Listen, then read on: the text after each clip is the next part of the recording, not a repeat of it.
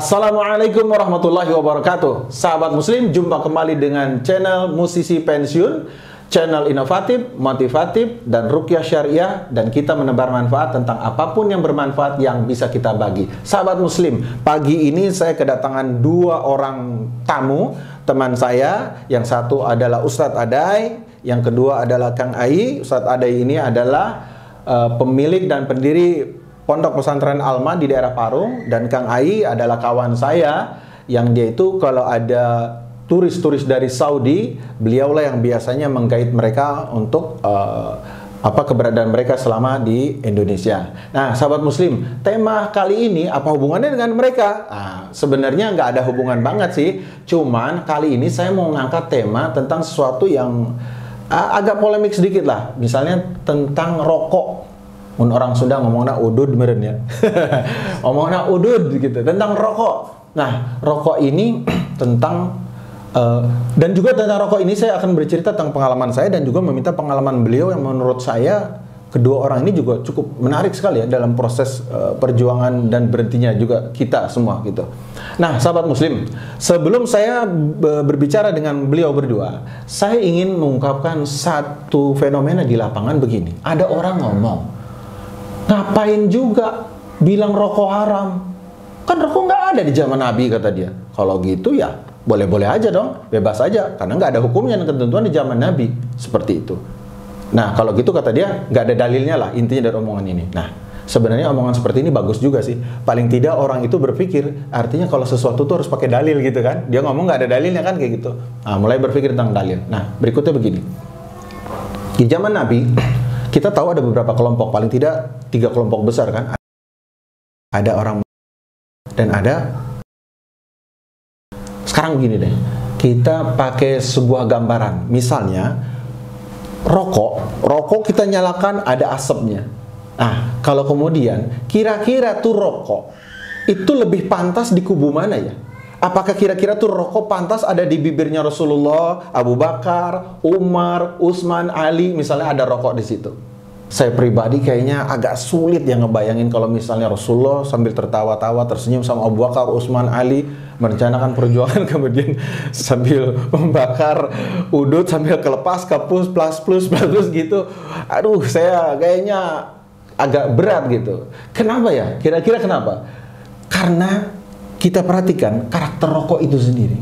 Karena karakter rokok dan muatan di dalam rokok itu sendiri yang menyebabkan dia itu akan ngeklik, hanya bisa ngeklik sama sesuatu yang sepadan dengan kandungan isi rokok tersebut. Nah, kalau urusan ini saya serahkan kepada antum semua. Tentang apa yang saya gambarkan tadi, saya tidak akan teruskan perkataan saya. Silahkan antum nilai sendiri arah pembicaraan, mungkin narasi yang saya coba gambarkan tadi. Oke, saya sapa dulu ya. Assalamualaikum warahmatullahi wabarakatuh. Pak Adai, gimana kabarnya? Waalaikumsalam warahmatullahi wabarakatuh. Sehat? Alhamdulillah sehat. Oke. Ini Kang Ai, gimana kabarnya Kang Ai? Alhamdulillah sehat. Alhamdulillah sehat ya. Jauh-jauh kalau Kang Ai dari Cisarua tadi ya ke sini saya udah. Pak Adai juga jauh nih dari Parung. Oke. Sekarang ke Pak Adai dulu mungkin ya. Oke, Pak Adai, apa ya? Saya mau minta pendapat dari Pak Adai dulu pribadi.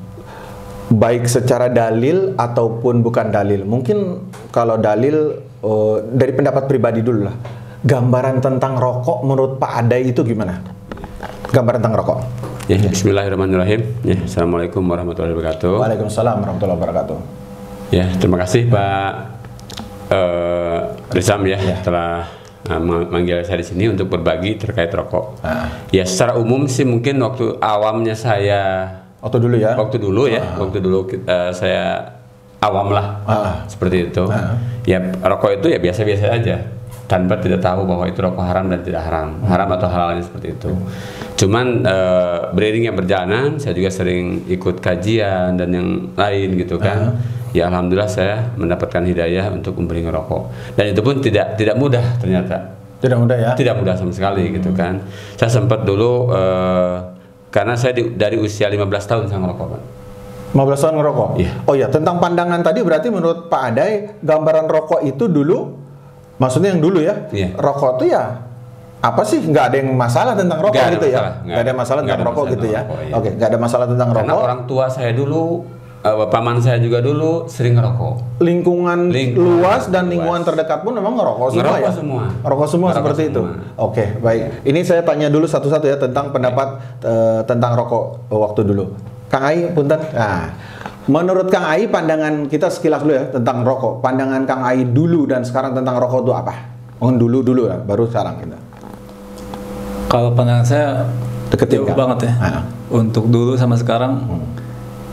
Karena dulu ini kita belum mengetahui hukum-hukum rokok itu bagaimana.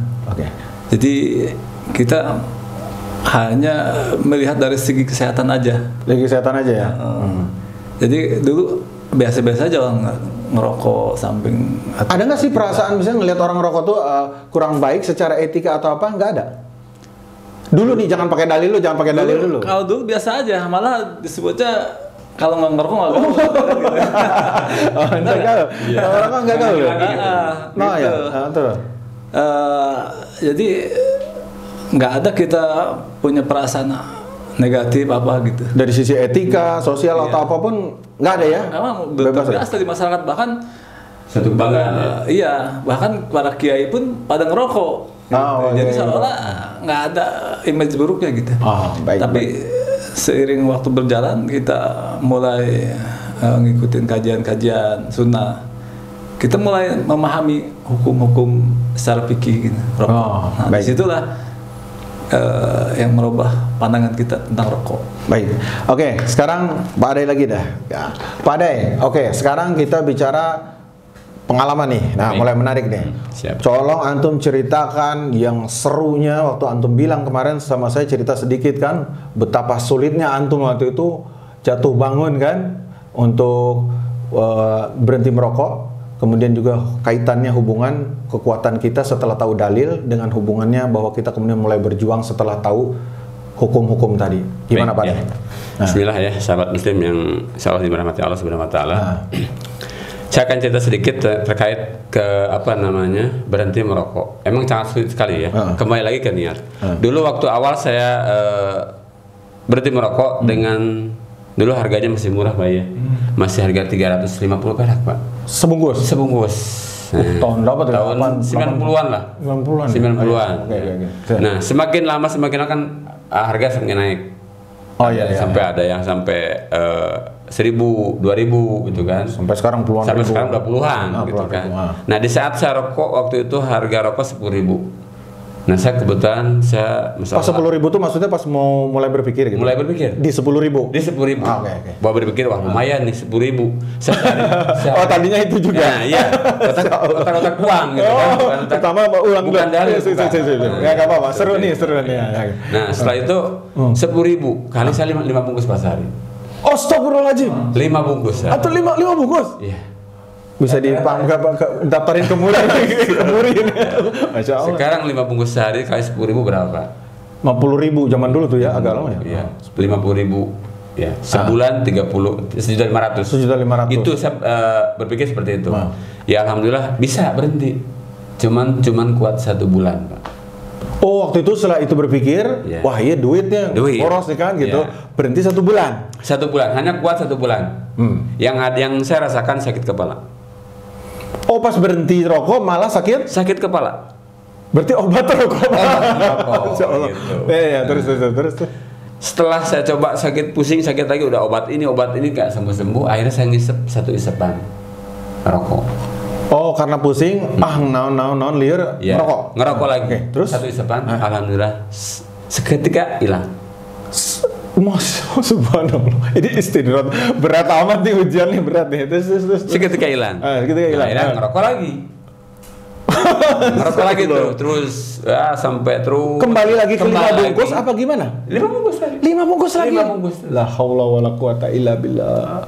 Bayangkan kalau yang sahabat muslim yang pernah merokok, bagaimana ngerokok 5 bungkus sehari itu. Seperti apa gitu kan. Kayak kereta api mungkin gitu kan.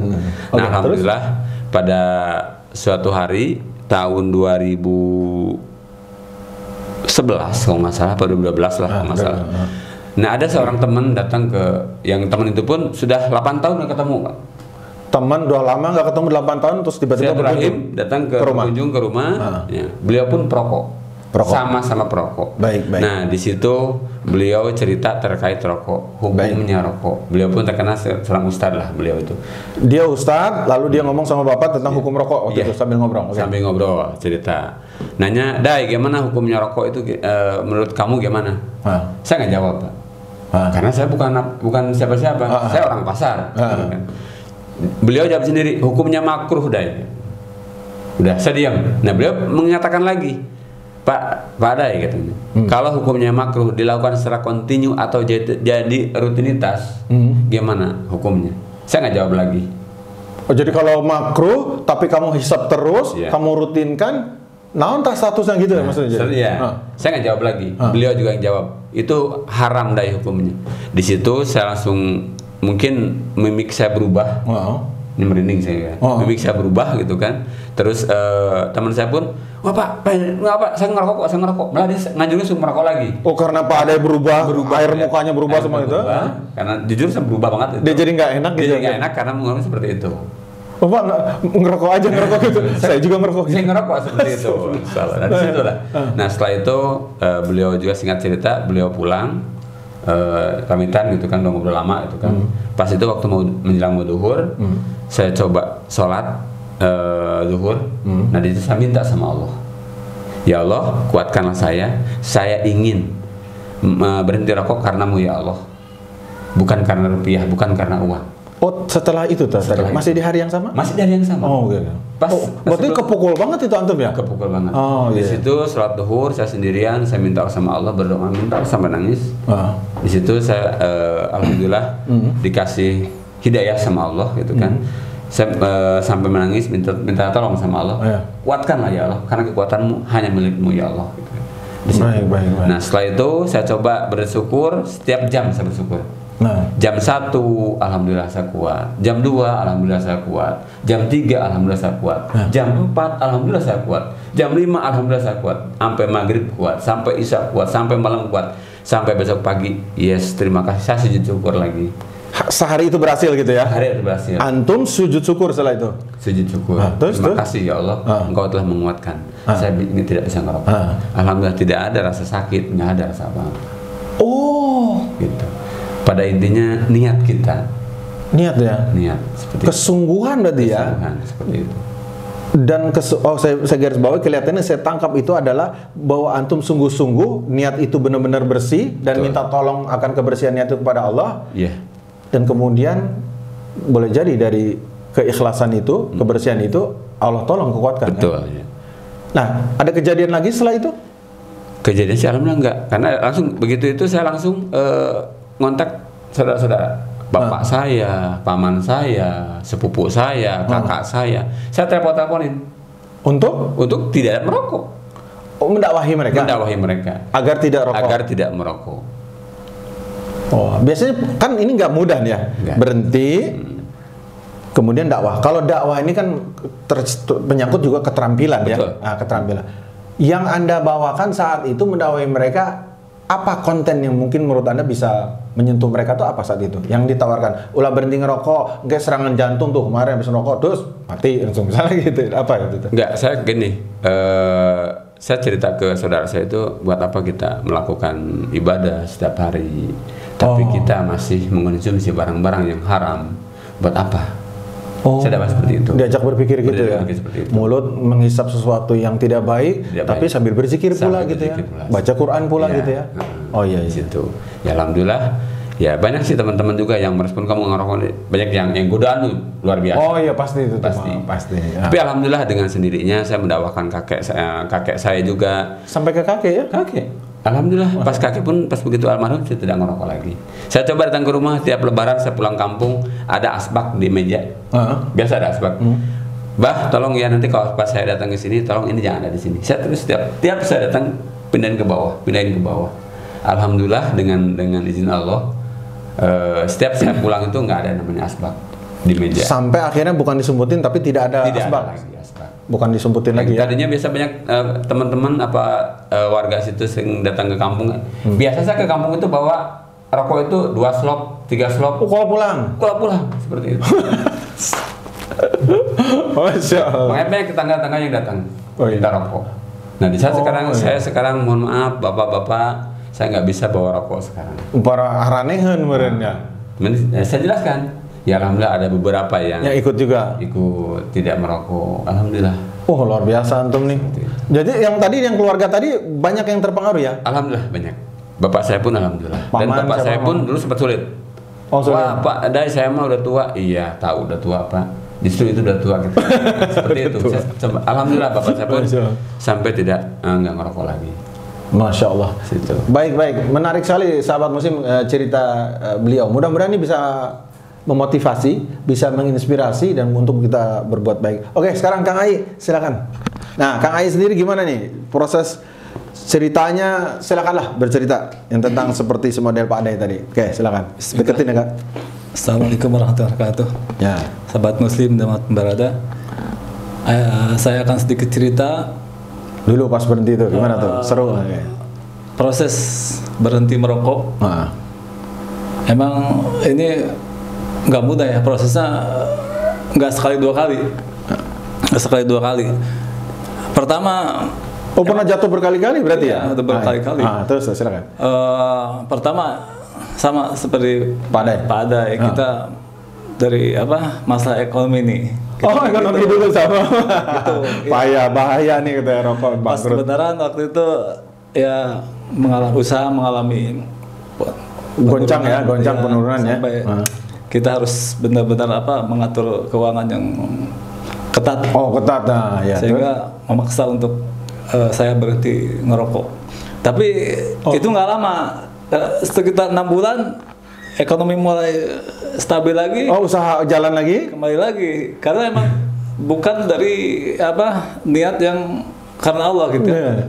Udah gitu 6 bulan sempat berhenti tuh? Iya. 6 bulan berhenti, jadi lagi? Jadi lagi itu kenapa? Gara-gara punya duit? Iya, salah satunya itu. Tapi ada faktor lain yang bikin jadi lagi itu? Lebih kuat gitu. Karena lingkungan. Kita lingkungan karena teman-teman sekitar kita merokok. Rokok itu selalu ada di meja. Ditemprakin gitu ya? Kita nyobain lagi. Pertama nggak banyak satu. Tapi lama-kelamaan kembali lagi lah kebiasaan itu. Kembali lagi? Dulu berapa sih sehari? 2 bungkus? Nggak banyak sih, paling 2 bungkus sehari. Udah nggak banyak ya 2 bungkus ya. Mantap. Itu maksimal 2 bungkus. Iya. Sebentar, ngerokok dari kapan Kang itu?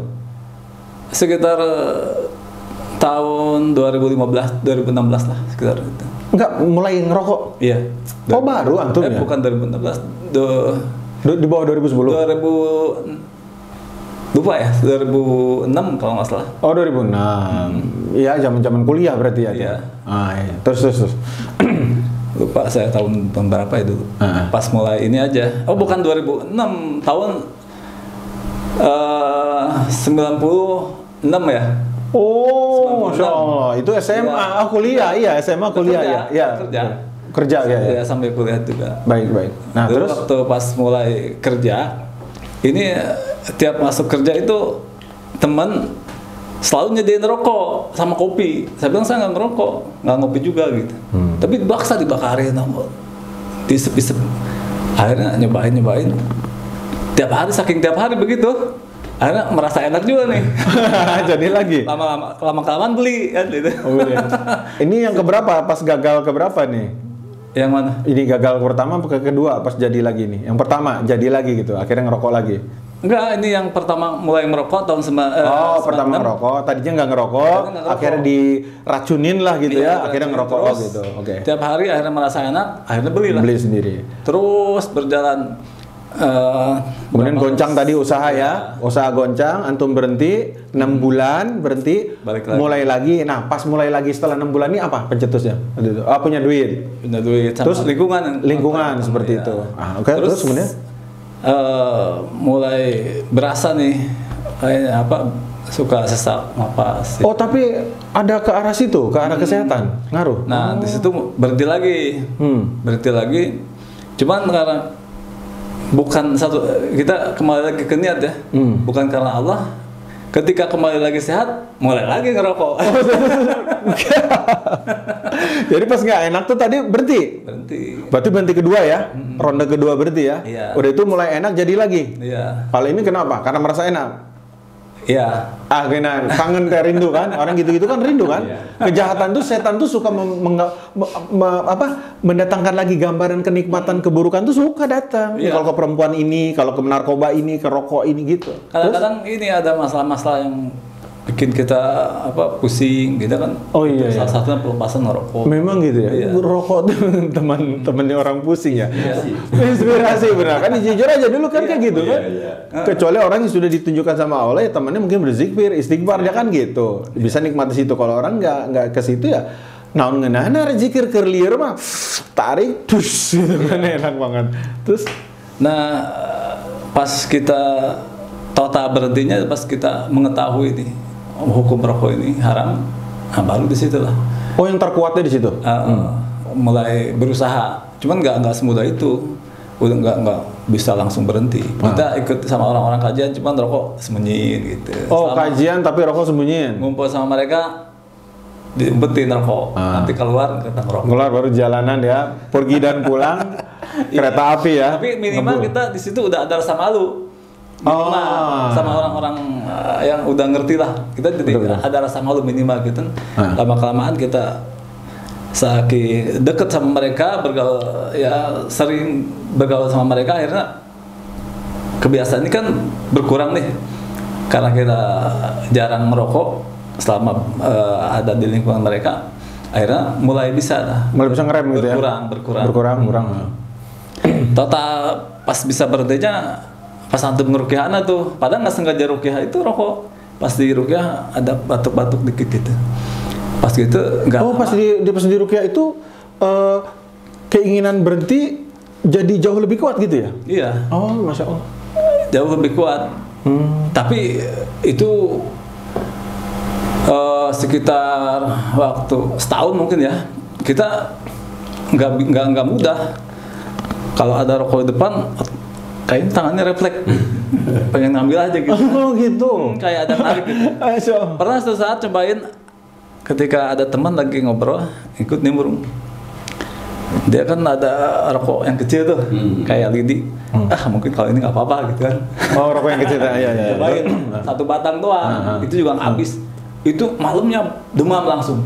Oh, demam? Demam. Tahu kenapa? Itu ada pas ingat, ini haramnya. Istighfar terus aja. Semalam istighfar terus. Sampai besok alhamdulillah reda, nggak panas lagi. Mungkin itu karena itu teguran ya. Iya, orang kita anggap aja begitu ya kalau orang mau minta tanda. Pak, kita ingat istighfar hilang. Oh gitu ya. Dan di situ udah total. Dari situ sampai sekarang tuh. Alhamdulillah.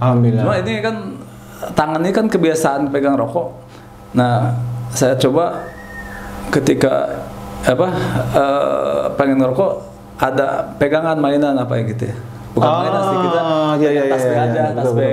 Betul. Ya. Baik. Untuk mengurangi ini tangan ini supaya ada aktivitas pengganti gitu ya. Pengganti. Oke. Baik sahabat muslim. Nah, luar biasa menarik ya. Jadi salah satu catatan memang saya pernah baca beberapa buku juga katanya. Kebiasaan buruk manusia itu kalau dia punya kebiasaan salah satu untuk membantu kebiasaan tersebut, misalnya ini buruk mau diberhentikan, dia tidak bisa di stop total lalu tidak ada penggantinya. Makanya ada orang berhenti ngerokok, kebiasaan berikutnya dia ngemil. Misalnya seperti itu. Memang harus ada kegiatan lagi yang itu disubstitusikan ke situ gitu, digantikan ke situ. Makanya kayak tadi tangan biasa pegang, mungkin pengen pegang-pegang apa atau apa, dan makanya bagi orang-orang yang baru tentu dia secara teknis gitu, secara teknis dia memang perlu juga untuk memikirkan apa-apa yang bisa membantu dia untuk berhenti. Yang nomor satu tentu hidayah dari Allah. Kalau itu udah beres ya sebenarnya semua beres. Oke, kita sudah dengar antum, juga dari antum. Ya kalau saya sendiri sedikit cerita ya, saya dulu merokok dari kelas 5 SD. Bapak dari berapa? 15 tahun. Dekat Pak. Usia 15 tahun. 15 tahun ngerokok? Iya. Pas bisa usaha. Oh, pas 15 tahun udah usaha? Dagang, kerja gitu, dagang di pasar. Masya Allah, uangnya berapa sekarang dari 15 tahun udah gitu? Ya, kalau tadi Kang Ai mungkin pas kerja ya? Pas kerja, tapi lulus SMA? 20 tahun lah. 20 tahun, oke. Saya kelas 5 SD juga, belum intensif, SMP sudah mulai intensif, SMA sangat intensif. Nah, saya waktu itu kemudian ikut kajian sama, mulai berpikir bagaimana. Nah, ada kejadian menarik waktu itu. Setelah bertahun saya menikah, lahir anak saya yang pertama. Kemudian dia masih kecil. Kemudian saya tuh pengen, tapi saya udah sopan ngerokoknya. Dan sopan ngerokok tuh nggak mau depan anak, nggak mau depan istri. Kalau ngerokok saya keluar jauh. Tapi suatu ketika saya ngerokok agak dekat dengan rumah, tapi nggak di dalam rumah. Keluar, saya ngerokok. Sebenarnya saya malu. Saya malu sebenarnya. Ada malu di situ. Ada berat lah ngerokok. Tapi pas saya lihat anak saya di pojok situ. Pas saya lihat anak saya senyum-senyum saya tuh. Umur 2 tahunan nggak usah. Senyum-senyum. Saya bilang, kenapa nak? Senyum-senyum. Pas saya perhatiin anak saya, mulutnya senyum aja gitu, ngulum-ngulum. Pas saya lihat, saya buka, nah apa? Ternyata dalam mulut anak saya ada jarum pentul. Saya mah langsung pikir, saya mah orangnya sederhana ya. Kalau ada keburukan dan ancaman-ancaman kayak seperti itu, keberbahayaan, saya langsung mikir Allah sedang tegur saya. Jangan bikin sampai teguran kedua atau ketiga. Saya mah gitu dari dulu. Makanya termasuk saya hijrah juga dulu kayak begitu. Pas saya buka, astagfirullahaladzim, saya langsung mikir. Dalam hati saya, berhenti lu ngerokok, celaka kamu. Allah udah kasih isyarat kan, maksudnya isyarat dari Allah tuh jarum pentul masuk ke dalam anak dan gak ada yang nolong itu kecuali Allah kan. Kalau dia kok tadi kan gitu. Udah, akhirnya saya berhenti. Tapi qadarullah 6 bulan berhentinya. Karena apa? Banyak ada urusan waktu itu yang bikin pusing. Ketemu lagi orang, hujan-hujan, pada ngerokok, pada ngopi Nescafe kan gitu. Saya asa ngararena amat ini orang, saya bilang, sedangkan saya lagi goncang kan untuk astagfirullah. Nggak apa-apa kali ini terlalu berat nih, satu dulu. Gara-gara satu itulah kemudian ngededel lagi. Akhirnya kemudian anak saya yang kedua lahir di tahun 2006 saya lahir. Ingat, tiba-tiba saya nunggu di luar bunyi oe gitu kan, keluar habis oe sekali anak saya nggak bunyi lagi ya, nggak ada bunyi. Terus nunggu 1 jam. Lama-lama, Pak silakan. Pas saya masuk ke istri saya, kenapa ini? Mana anaknya? Dilihat di situ. Di situ susternya lagi pakai selang, pakai vakum ke anak saya itu, dimasukin vakumnya pakai selang kecil gitu di tenggorokannya kayak penuh dahak. Jadi anak saya tuh susah bernapas dan ditarik serosot. Saya ngeliat gitu aja udah lemes kan. Dan bermenit-menit, berjam-jam, udah gitu nggak beres-beres lagi. Serosot deh sampai malam Pak, sampai berjam-jam itu. Saya bilang ini apa ya Allah, nggak ada lagi. Ambil sholat, wudhu, saya sholat. Biasa jadi orang bakhil. Orang bakhil itu apa? Orang bernazar kan bakhil kata Rasulullah. Kata para ulama, orang bernazar tuh bakhil gitu kan. Nah, saya berbakhil lah saat itu karena nggak punya kekuatan. Saya bilang kemudian, ya Allah, kalau anak ini hidup, Engkau selamatkan. Ini saya kuat. Saya akan berhenti mulai saat ini dan mohon pertolongan sampai akhir hidup saya bilang. Biiznillah 2006 sampai sekarang saya berhenti merokok. Dan dua-duanya saya mungkin tipe orang yang memang agak keras sebenarnya teguran Allah tadi kan. Yang satu mau jarum pentul, yang satu hampir gak bernapas nih kan, seperti itu. Semoga kalian semua nih sahabat muslim bisa lebih baik dari kami ya. Artinya nggak perlu teguran, kita pakai logika sederhana dengan bersyukur dan lain-lain, kita bisa lebih ini. Oke, terakhir sebelum kita tutup masing-masing saya mau minta pesan dari Pak Adai, mungkin tentang rokok yang bisa kita sampaikan buat keluarga kita, cucu kita, apa anak kita, dan kaum muslimin semua anak muda dan lain-lain, kira-kira mau kasih pesan apa? Oke, silakan. Ya, sahabat muslim yang selalu dimuliakan Allah Subhanahu wa taala, ya.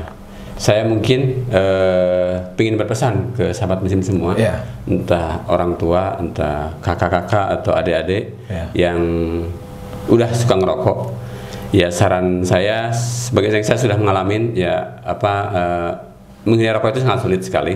Tapi insya Allah untuk menghilangkan itu, untuk meninggalkan rokok itu, saya berpesan kepada sahabat muslim, niatnya yang lurus, niat karena Allah, bukan niat karena rupiah, bukan niat karena orang tua, bukan niat karena siapa-siapa, niat lillah karena Allah. Insya Allah akan bantu untuk menghilangkan, untuk membantu untuk berhenti merokok. Insya Allah, bismillah. Karena tadi kita tetap hidayah juga, nggak tahu dari mana hidayah. Ya saya pun dapat hidayah itu dari orang perokok, seperti itu. Bukan dari ustadz, bukan. Sekali lagi, saya bukan dari ustadz yang dapat hidayah. Tersentak tadi bahwa dari yang orang perokok, seperti itu. Dan sahabat muslim harus bisa menjaga diri terkait menjaga dengan lingkungan juga. Gimana pintar-pintar kita lah. Temen ngerokok, ya kita sampaikan. Saya pun banyak teman-teman ngerokok. Akhirnya pas nambung ke saya, dia pun tahu saya ngerokok. Dia nggak berani merokok depan saya. Seperti itu. Yang penting kita adabnya jangan selalu itu gitu. Ya. Jangan terlalu frontal lah untuk menyampaikan seperti itu. Lihat sikon juga ya, pendekatan yang lain-lain baik gitu kan. Insya Allah teman-teman yang merokok pun akan paham dan pelan-pelan kita kasih dakwah. Tapi tadi yang saya garis bawahi benar dan ini mungkin menyangkut segala keadaan adalah rokok itu berpotensi besar untuk berhenti kalau meluruskan niat karena takut kepada Allah dan memahami bahwa ini haram, bahwa ini tidak berguna, bahwa ini akan dimintai tanggung jawab duit kita di mana, kesehatan kita dan organ kita gitu ya. Maksudnya itu kan gitu. Seperti itu. Nah, ini memang luar biasa. Ini ruhnya di sini ya gitu. Kalau hanya rupiah nggak akan.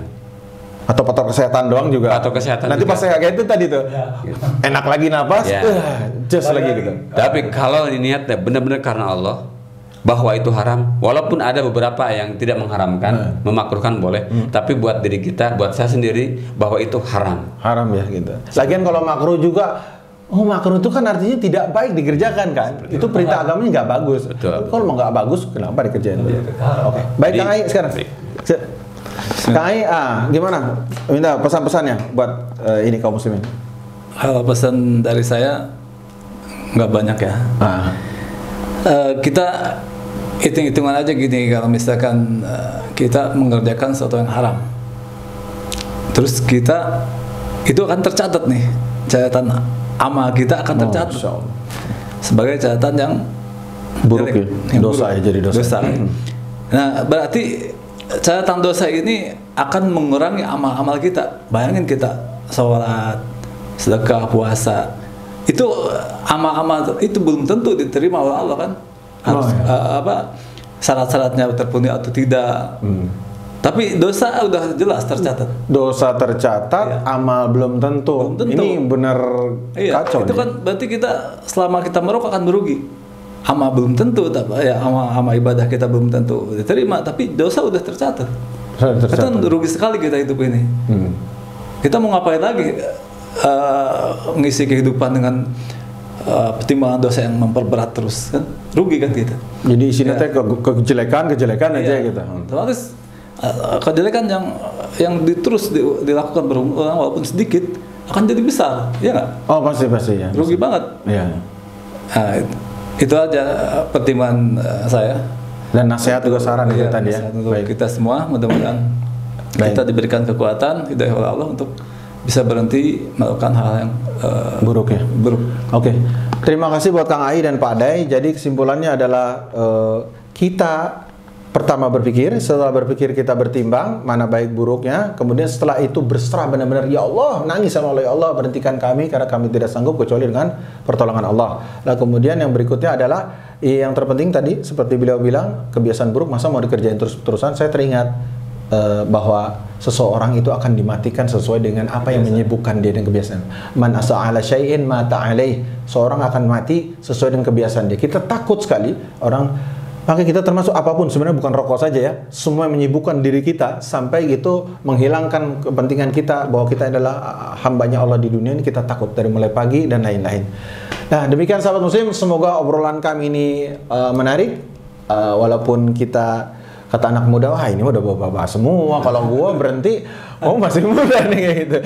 Tapi kalau kami, yang jelas umur kami sudah hampir udah di atas kepala 4. Iya, kalau kalian mungkin berpikir belum tentu juga kalian sampai ke umur kami kan gitu. Berpikirnya di situ batas umur. Demikian sahabat muslim, semoga akan menjadi kebaikan bagi kita semua dan bermanfaat. Barakallahu fikum. Wassalamualaikum warahmatullahi wabarakatuh. Waalaikumsalam.